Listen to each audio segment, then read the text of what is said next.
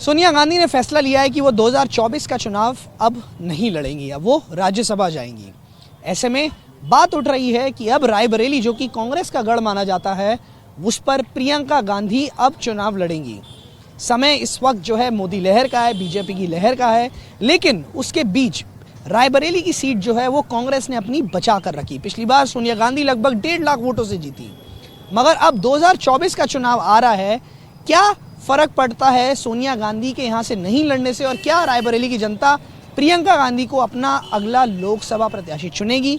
आइए हम बात करते हैं यहाँ के रायबरेली के लोकल लोगों से। मैडम, आपका नाम? विधु सिंह। तो आप कितने समय से रायबरेली में रहती हैं? और शादी को मेरे 28-29 साल हो गया, तब से तो रह रहे हैं।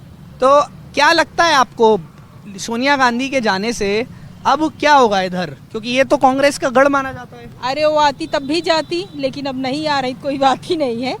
और यहाँ से तो अब की बार कमल ही खिलेगा। अच्छा, ऐसा क्यों? लेकिन मतलब 2014 से कमल खिल रहा है, लेकिन फिर भी रायबरेली की सीट जो है वो कांग्रेस के पास ही रहती है, ऐसा क्यों? अब थोड़ी बहुत कमियां रह गई होंगी, लेकिन अब की बार वो कमी दूर हो जाएगी। अब की बार तो 100% कमल ही खिलेगा यहाँ से भी। आपको ऐसा क्यों लगता है, क्या क्यों फर्क आया है?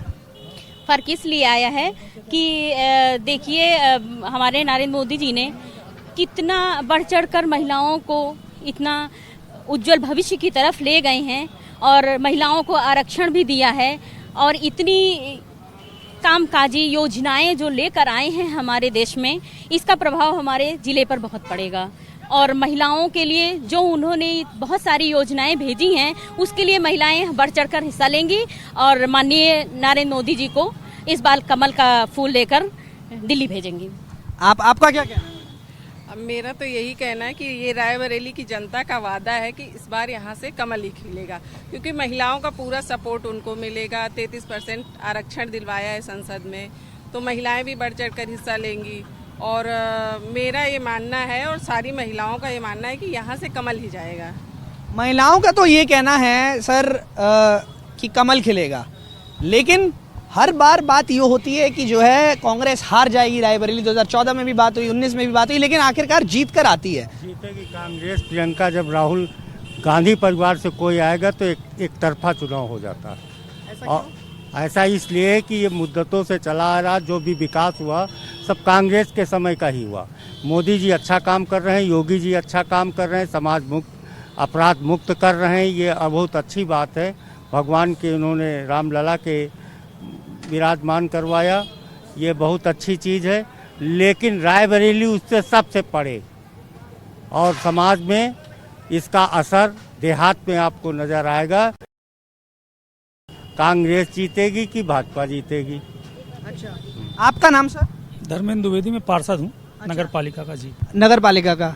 आपको क्या लगता है क्या होगा इस बार चुनाव में? रायबरेली राममय रहेगी, और मोदी जी की योजनाएं बड़ी प्रभावशाली हैं। उन्होंने बहुत अच्छा कार्य किया है, और इसका लाभ अब की बार मुझको उम्मीद है कि उनको मिलना चाहिए। आपका नाम सर? राकेश तिवारी, एडवोकेट।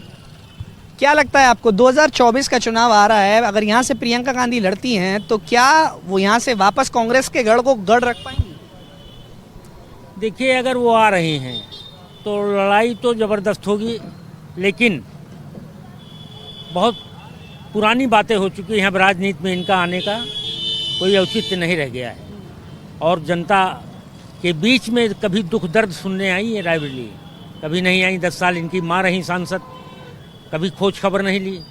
अब ये आ रही हैं तो विकास कार्य, जहाँ तक विकास का सवाल है, जब केंद्र में और प्रदेश में एक ही पार्टी की सरकार रहती है, विकास वहाँ संभव है। लेकिन गांधी परिवार का जब नाम आता है तो कुछ ना कुछ बदल जाता है। रायबरेली की बात करें तो, है ना, गांधी नाम जुड़ते ही, मैंने कई लोगों से बात करी, उन्होंने कहा जिनका सरनेम गांधी है उसी से फर्क पड़ेगा। बदल तो जाता है, लेकिन जैसे पुराने लोग हैं वो तो ठीक है, लेकिन अभी जो नए हैं, यूथ वाले हैं, अब ये गांधी परिवार मतलब गांधी के नाम से थोड़ी ना होता है। अरे कुछ करें, 5 साल से दिखाई नहीं दी। सांसद होने का मतलब, चलिए ठीक, आप रोज नहीं आ सकती, लेकिन साल में 6 महीने में तो आओ, चेहरा तो दिखाओ, हमारे क्षेत्र का हाल क्या ये तो जानो। इस बार कुछ बदलाव नहीं होने वाला है, क्योंकि 5 साल पहले सोनिया जी आई थी, और हमको जहाँ तक कहना है कि प्रमाण पत्र लेने तक मैडम नहीं आई है हमारे रायबरेली। तो इस बार रायबरेली में बदलाव होना ही होना है, निश्चित बदलाव होगा और हम लोग कमल फिलाक पर ही दिल्ली भेजेंगे। और फिर रही बात महिलाओं की, 27 साल से हमारी ये पेंडिंग जो थी 33% आरक्षण वाली, अब दोनों सदन में तो महिलाएं तो पूरा अपना जोर लगाएंगी ही, बाकी तो ये बात तो कांग्रेस नहीं उठाई थी 33% आरक्षण वाली, और ये किया तो नहीं, और अभी भी 2029 में ही होगा। अरे जब भी होगा, लेकिन होगा पक्का, इतना तो यकीन है होगा। चलिए ठीक है, बहुत बहुत धन्यवाद। तो ये थी रायबरेली की जनता, इन्होंने हमसे बात करी। मिक्स्ड रिएक्शन है लोगों के सोनिया गांधी के इस फैसले को लेकर। अब ये सारे सवालों का जवाब जो है आखिरकार चुनाव के समय ही पता चलेगा। कैमरा पर्सन वीरेंद्र कुमार सैनी के साथ फैज अब्बास और नरेंद्र सिंह, तनिष पंजाबी, एनडीटीवी के लिए।